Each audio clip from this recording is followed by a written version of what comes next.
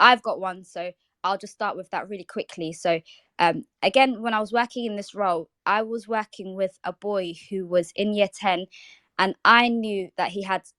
Well, actually, I didn't want to like pathologize, but I just thought I would have guessed in my professional judgment that he had special educational needs. I remember he'd never make eye contact with me. When we'd be in like the mentoring room, he'd constantly, switch the he'd hit the switch on and off, just wouldn't want to look me in the eyes, wouldn't really want to talk, just just quite, just kind of closed off, right? And I actually referred him. They had an in-house clinical psychologist in the school, but it just so happened that she was going on maternity leave at the same time. But I did mention it to her. She sent a letter a few times to his mum saying he'd been on the radar for a while. Like, he was in year 10, he'd been on the radar since year 7 for potential autism. And would his mum accept, because she had to sign something and give her consent, and his mum would constantly refuse. And I didn't know this at the time, so I'd pass it on to the clinical psychologist, but she wouldn't tell me that these letters were bouncing back. I didn't actually know her for that long, and I was also only in the school for about 3 hours a week on a Tuesday, so like I didn't see them that regularly. And anyway, what ended up happening one day on the last day of term, I saw all of them on the penultimate day of term. So all of the boys that I was working with in that school. And I said, you know what, guys, tomorrow's the last day. It's sports day. Just make sure you guys behave yourself. Like, you're going to year 11 soon. And I'll see you guys in September.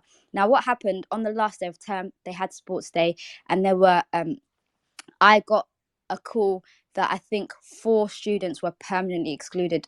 4 of them that I had been working with were permanently excluded on that day, and I just couldn't believe it. And I was wondering, like, what on earth has happened to have caused that. So what essentially happened when they were at sports day, there were so they were all excluded for the same thing, but they all had a different level of involvement. And the reason why I want to talk about this story is because it kind of highlights why it's so important for children to be diagnosed, or to have the correct diagnosis.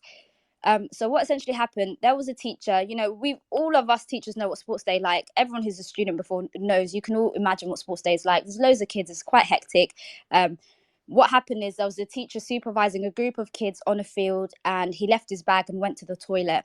And what happened is 2 boys that were sat near his bag saw it, and they essentially went through it. This is like honestly terrible. They went through it. He'd just withdrawn, I think, his rent. He used to pay his rent in cash or something. I remember that being part of the story at the time, which also I found really sad, because I don't think any teacher should have to explain why they've got, a certain amount of cash or whatever in their bag. Anyway, they went through his wallet. They like took all the cash that was in it, and then took out all of his cards and just started to like throw them. So some of them like landed in bushes. They just kind of chucked them everywhere and disappeared from the area. So the teacher returns, and as you guys know, a field where you have sports day often wouldn't have cameras. So this teacher must come back. I don't know when he realized that, stuff had been taken out of his bag. But what those 2 boys then did was they then went to like another part of the field and didn't tell children where they got the money from, but started just giving everyone like a tenner, £20, just handing out, just splitting the cash between them.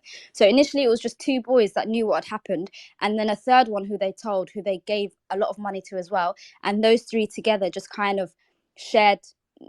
No, so the first 2 shared the money, and the third one had taken some. And then there were loads of kids who didn't know that it belonged to a member of staff. Now, the 4th child that was excluded is the boy that I was telling you about, whose mum had refused him to be like tested for autism. He did not see the incident. He didn't know that it had happened. He didn't know that anything had been taken out of a teacher's bag. No one had approached him to offer him cash. What happened was he was just kind of wandering around, hadn't really taken part in any sports. He saw, it was like a really sunny day. He said that he saw something kind of shining in the bushes. So he put his hand in, and he basically saw a credit card, and he put it in his pocket because he liked it. He liked that it was shiny. He didn't own any credit cards. He put it in his pocket. Now, what happened eventually when the teacher kind of raised the alarm about this incident, this, very serious theft involving a teacher's bag, the entire year group got lined up and they all got searched. Now, what made it tough is you couldn't, if a child had a £10 note, you couldn't really say, well, you got that from, Sir's bag. There was no way to really identify who the cash belonged to. However, there were enough students who'd heard about it at that time, because, thankfully for us teachers, when children misbehave, a lot of the time they tell people. And so when all the children were made to write statements, the two boys who initially went through the bag were identified. The third one that they gave some money to, they identified. And then the fourth one, they only found out because he was searched, and they found a teacher's card in his pocket. And they said, well, why have you taken this teacher's card, and why is it in your pocket? You've stolen from a member of staff. And he was like, I didn't even know like it had a name on it, because like cards have initials. So he genuinely, and I honestly believe this as a kid, as someone who knew him, I believe that he didn't actually read it, and he did probably like that it was shiny, but obviously it was really unfortunate. And essentially he was permanently excluded, and he was a kid that didn't actually have a behavior record. He'd never really misbehaved in school. He was on his last day of year 10. He had plans to kind of get through his GCSEs and go off to sixth form. Like, he was a pretty good kid, not really popular, I don't think he had any friends actually in his year at school. And unfortunately he was permanently excluded.